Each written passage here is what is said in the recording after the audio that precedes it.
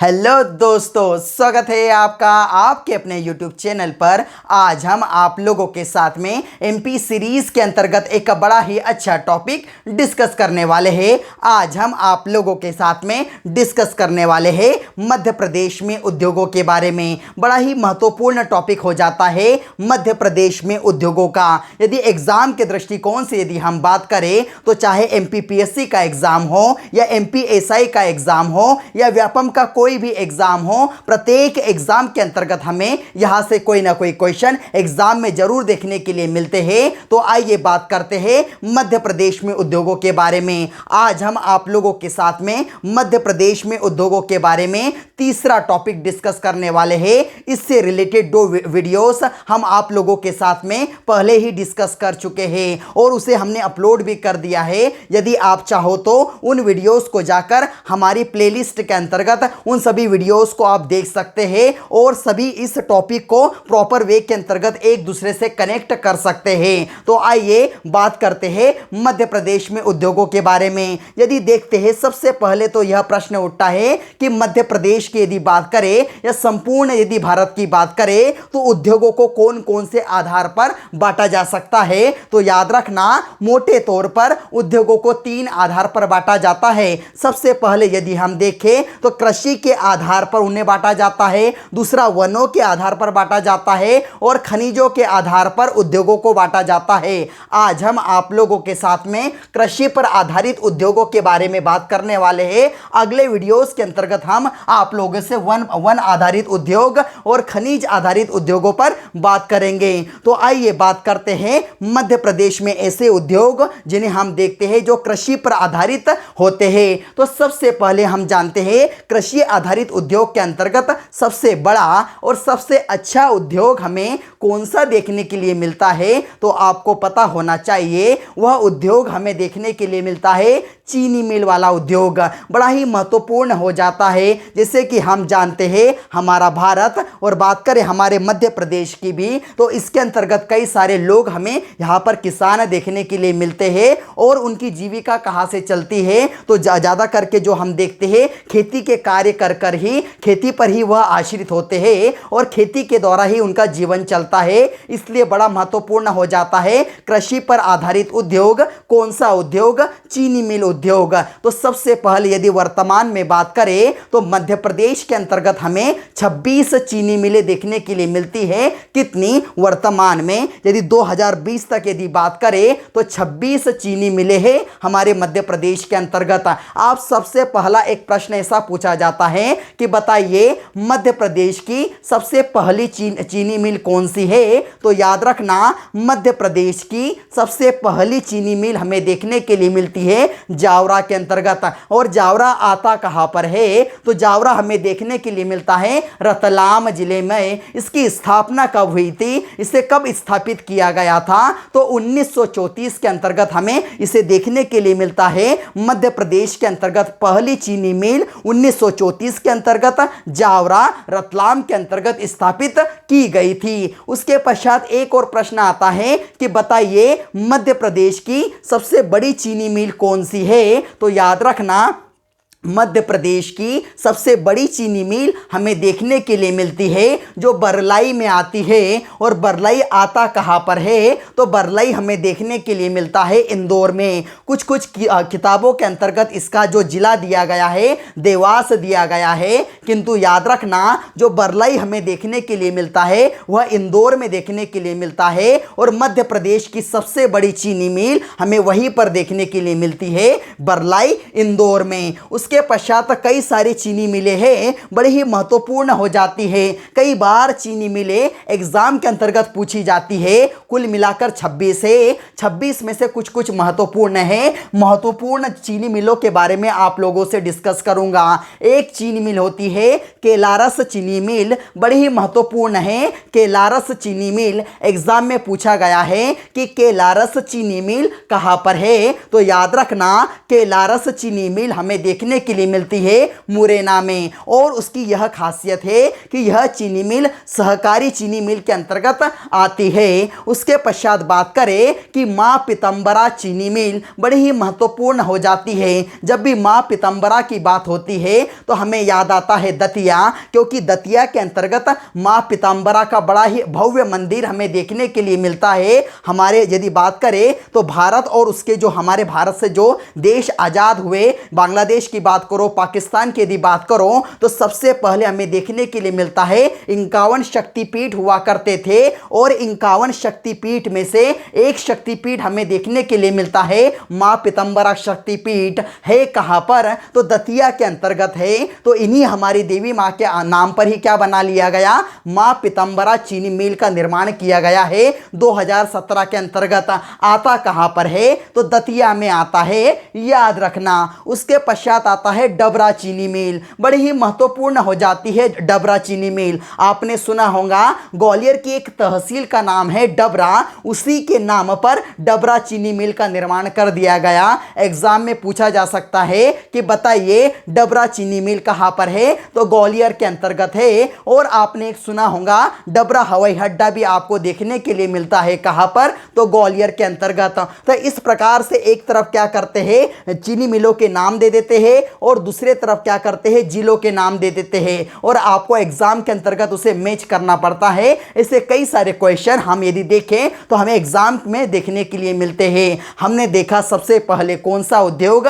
चीनी आधारित उद्योग। उसके बाद में हम बात करेंगे सूती वस्त्र उद्योग के बारे में। जैसे ही सूती वस्त्र उद्योग की बात आती है तो फिर से वही प्रश्न आता है कि बताइए मध्य प्रदेश में सबसे पहली सूती मिल सबसे पहले कहाँ स्थापित की गई थी? तो याद रखना मध्य प्रदेश में 1906 में सबसे पहली हम देखें तो सूती मिल बुरहानपुर जिले के अंतर्गत स्थापित की गई थी। और हम जानते हैं बुरहानपुर खंडवा से कब अलग हुआ? 2003 के अंतर्गत अलग हुआ। 2003 में 3 जिले अलग हुए थे, उसमें एक हमें देखने के लिए मिलता है कौन सा? बुरहानपुर 1906 के अंतर्गत स्थापित हुई। किंतु यदि देखें तो यह असफल मिल थी। और यदि वर्तमान में देखा जाए तो इस मिल का नाम क्या है? तो वर्तमान में इस मिल का नाम दिया गया है ताप्ती मिल। और आप जानते हैं बुरहानपुर से ताप्ती नदी बहती है, और बुरहानपुर से ताप्ती नदी बहते हुए कहां पर प्रवेश करती है?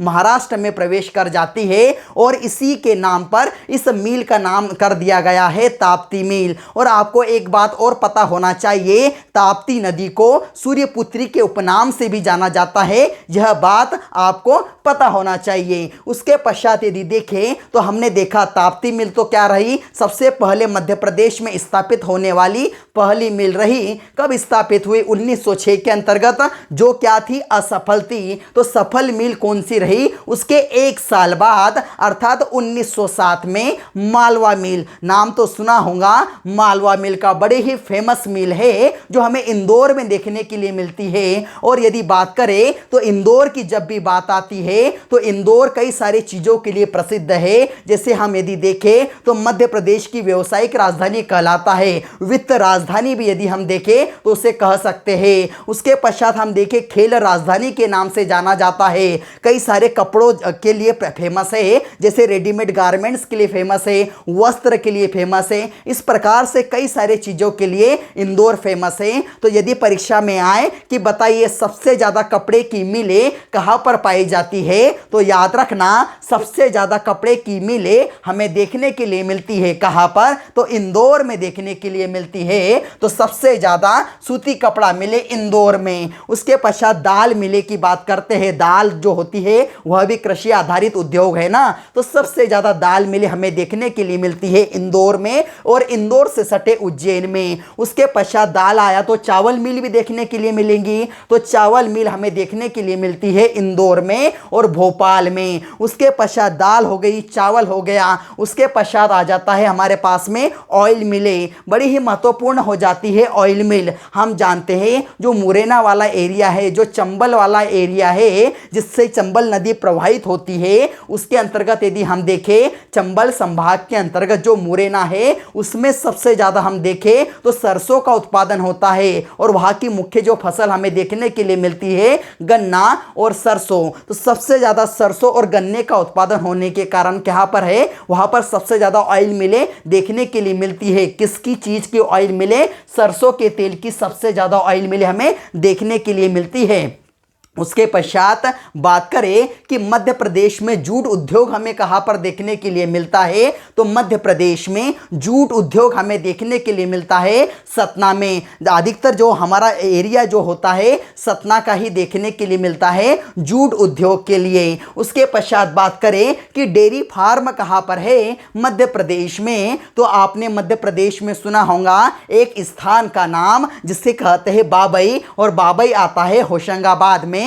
तो यह हमें देखने के लिए मिलता है डेयरी फार्म होशंगाबाद के बाबई में। उसके पश्चात यदि बात करें कि हम देखें कीटनाशक संयंत्र कहां पर देखने के लिए मिलते हैं, मध्य प्रदेश का जाना माना कीटनाशक संयंत्र है तो हमें देखने के लिए मिलता है बीना में, और बीना आता कहां पर है, तो सागर में। उसके पश्चात हम बात करेंगे कि वनस्पति घी के बारे में। वनस्पति घी भी बड़ा महत्वपूर्ण हो जाता है। यदि बात करें तो भारत के अंतर्गत हमें मध्य प्रदेश के अंतर्गत हमें 10 देखने के लिए मिलते, कितने मिले देखने के लिए मिलती है वनस्पति घी की, तो 10 हमें वनस्पति घी के जो संयंत्र देखने के लिए मिलते हैं हमारे मध्य प्रदेश में। अब ऐसा प्रश्न आता है कि वनस्पति घी का निर्माण होता कैसे है, तो याद रखना वनस्पति घी मिलाने के लिए चावल के तेल का उपयोग किया जाता है, मूंगफली के तेल का उपयोग किया जाता है, तिल के तेल का उपयोग किया जाता है। जैसे देखिए चावल के तेल का हमने देखा, मूंगफली के तेल का, तिल के तेल का, सोयाबीन के तेल का उपयोग करके क्या बनाया जाता है, वनस्पति घी का निर्माण किया जाता है। 10 संयंत्र देखने के लिए मिलते हैं मध्य प्रदेश में। अब वही प्रश्न कि बताइए मध्य प्रदेश में सबसे बड़ा हमें संयंत्र वनस्पति घी का कहां पर देखने के लिए मिलता है, तो याद रखना वनस्पति घी का सबसे बड़ा संयंत्र हमें देखने के लिए मिलता है विदिशा के अंतर्गत। और विदिशा में भी बात करें तो गंजबा सोदा के अंतर्गत, आप गंजबा सोदा को जानते हैं। इस गंजबा सोदा के अंतर्गत यदि बात करें 1995 में सबसे ज्यादा तापमान दर्ज किया गया था 48.9 डिग्री, इसलिए गंजबा सोदा बड़ा फेमस है। और वहीं पर हमें देखने के लिए मिलती है कौन सा सबसे बड़ा उद्योग, तो वनस्पति घी का उद्योग हमें देखने के लिए मिलता है। उसके पश्चात आता है कृत्रिम रेशे या रेयॉन उद्योग हमें कहां पर देखने के लिए मिलता है, तो याद रखना कृत्रिम रेशे की बात करें या रेयॉन हम यदि बात करें तो वह उद्योग हमें देखने के लिए मिलता है पश्चिमी मालवा के अंतर्गत। और यदि बात करें तो कौन से जिले के अंतर्गत हमें सबसे ज्यादा मात्रा में यह उद्योग देखने के लिए मिलता है, तो याद रखना पश्चिमी मालवा का एक नया जिला बना हुआ है। यदि बात करें तो जिसका नाम है उज्जैन से अलग होकर बना, जिसका नाम है नागदा जिला। तो नागदा जिले के अंतर्गत हमें सबसे ज़्यादा प्रोडक्शन देखने के लिए मिलता है किसका, तो कृत्रिम रेशे का या रेयॉन का सबसे बड़ा कारखाना हमें वहाँ पर देखने के लिए मिलता है। उसके पश्चात आता है रेशम उद्योग। बड़ा ही महत्वपूर्ण हो जाता है कि रेशम उद्योग इसलिए महत्वपूर्ण हो जाता है कि हम यदि देखें तो रेशम उद्योग जो होता है हम देखें कि कुटीर उद्योगों के अंतर्गत आता है। किस उद्योगों के अंतर्गत, तो कुटीर उद्योगों के अंतर्गत आता है। और सबसे ज्यादा हम यदि देखें तो जो होता है रेशम, उसका उत्पादन हमें देखने के लिए मिलता है मंडला के अंतर्गत। अर्थात मंडला जो है रेशम का गढ़ है और उसके पास ही हमें देखने के लिए मिलती है, जैसे आप जानते हैं बैतूल से हमें देखने के लिए मिलती है वर्धा और पूर्णा नदी निकलती है। कौन कौन सी नदी, तो वर्धा और पूर्णा नदी निकलती है और उसी घाटी से बहती हुई जाती है। अर्थात उसी घाटी के अंतर्गत हमें सबसे ज्यादा यदि प्रोडक्शन देखने के लिए मिलता है तो किसका देखने के लिए मिलता है, तो रेशम का प्रोडक्शन सबसे ज्यादा देखने के लिए मिलता है। कई बार एग्जाम में पूछा गया है कि रेशम का सबसे ज्यादा उत्पादन कहां पर होता है, तो मंडला के अंतर्गत होता है। किस घाटी में होता है, तो वर्धा और पूर्णा नदी की घाटी में होता है। वर्धा नदी के बारे में तो आपने सुना सुना होगा कहाँ से निकलती है, बैतूल से निकलती है। और बैतूल के अंतर्गत भी यदि बात करें तो वर्धन शिखर से निकलती है। और बाद में जाकर हम क्या कर देखते हैं, वैनगंगा नदी के अंतर्गत मिल जाती है। पूर्णा नदी भी क्या होती है, ताप्ती नदी की सहायक नदी है, यह भी बाद में ताप्ती नदी के साथ जाकर मिल जाती है। यह नदी भी हमें देखने के लिए मिलती है, बैतूल के भेसदेही गांव से हमें निकलती हुई दिखाई देती है। उसके पश्चात बात करें कि एक बड़ा ही महत्वपूर्ण है रेशम। तो हमने पढ़ा कि रेशम का गढ़ क्या कहलाता है, तो मंडला कहलाता है। एक रेशम होता है, अच्छी क्वालिटी का रेशम होता है ईरी रेशम। तो ईरी रेशम का हमें सबसे पहले कहाँ पर गढ़ देखने के लिए मिलता है, उसकी मंडी कहाँ पर देखने के लिए मिलती है, तो ईरी रेशम की मंडी हमें देखने के लिए मिलती है पचमढ़ी के अंतर्गत। पचमढ़ी बड़ा ही महत्वपूर्ण हो जाता है, होशंगाबाद के अंतर्गत आता है। मध्य प्रदेश के लिए पर्यटकों का स्वर्ग कहलाता है पचमढ़ी। और आपने सुना होगा मध्य प्रदेश के उपनाम कई सुने होंगे कि मध्य प्रदेश के, जैसे मध्य प्रदेश का लखनऊ किसे कहते हैं, तो मध्य प्रदेश का लखनऊ आपने सुना होगा सिवनी को कहा जाता है। सिवनी को क्यों कहा जाता है कि जिस प्रकार से लखनऊ के अंतर्गत ईरी रेशम का उत्पादन होता है, उसी प्रकार से यदि बात करें तो मध्य प्रदेश के अंतर्गत भी क्या होता है, ईरी रेशम का सबसे ज्यादा उत्पादन होता है सिवनी के अंतर्गत। इसलिए यदि हम देखें तो उसे मध्य प्रदेश का लखनऊ कहा जाता है। उसके पश्चात बात करते हैं सोयाबीन उद्योग की। बड़ा ही महत्वपूर्ण हो जाता है कौन सा उद्योग, सोयाबीन उद्योग। यदि हम देखें तो यदि मध्य प्रदेश की यदि बात करें तो लगभग 50% से अबव, यदि एग्जैक्ट यदि बात करें तो 51.3% जो होता है सोयाबीन का उत्पादन मध्य प्रदेश स्वयं करता है। इसलिए हम जानते हैं मध्य प्रदेश को सोया स्टेट्स के नाम से भी जाना जाता है। अब आता है कि सोयाबीन का सबसे बड़ा कारखाना, अर्थात यदि बात करें कि एशिया का सबसे बड़ा कारखाना हमें कहां पर देखने के लिए मिलता है, तो उज्जैन में देखने के लिए मिलते हैं। उसके पश्चात बात करते हैं, आपको एक बात और पता होना चाहिए कि जो सोयाबीन अनुसंधान केंद्र भी हमें उज्जैन में देखने के लिए मिलता है। यदि बात करें राष्ट्रीय सोयाबीन अनुसंधान केंद्र की, तो वह केंद्र हमें इंदौर में देखने के लिए मिलता है। अब एक बड़ा और इससे अच्छा हो जाता है प्रश्न कि देश का सबसे बड़ा सहकारी कारखाना किस चीज का, सोयाबीन का कहां पर देखने के लिए मिलता है, तो याद रखना देश का सबसे बड़ा सोयाबीन सहकारी कारखाना हमें देखने के लिए मिलता है सिवनी के अंतर्गत। तो यह बात भी आपको पता होना चाहिए। उसके बाद हम बात करते हैं और कुछ संयंत्रों के बारे में।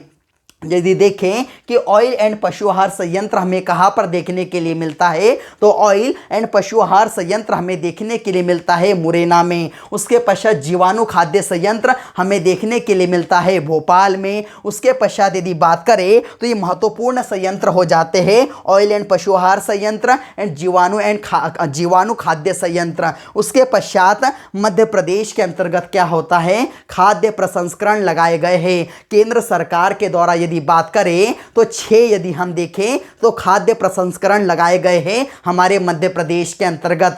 तो उसके अंतर्गत भी कुछ महत्वपूर्ण हो जाते हैं। मध्य प्रदेश के अंतर्गत हमें मेगा फूड पार्क देखने के लिए मिलते हैं। खाद्य प्रसंस्करण होते क्या है, तो खाद्य प्रसंस्करण के अंतर्गत क्या किया जाता है, जो रॉ मटेरियल होता है उसे मनुष्यों के लिए या पशुओं के लिए खाने योग्य बनाया जाता है इस प्रकार के उद्योगों के अंतर्गत। तो यह बात करें कि खाद्य प्रसंस्करण उद्योग के अंतर्गत आता है कि देश का सबसे पहला मेगा फूड पार्क हमें कहां पर देखने के लिए मिलता है, तो याद रखना देश की बात हो रही है। देश का सबसे पहला मेगा फूड पार्क हमें आंध्र प्रदेश में देखने के लिए मिलता है। यही वही आंध्र प्रदेश है जो 1953 में सबसे पहले भाषा के आधार पर, तेलुगु भाषा के आधार पर सबसे पहले राज्य बना था। उसके पश्चात बात करें कि हमें दूसरा और कहां पर देखने के लिए मिलता है, तो मेगा फूड पार्क की बात करें भारत में मध्य प्रदेश में सबसे पहली बार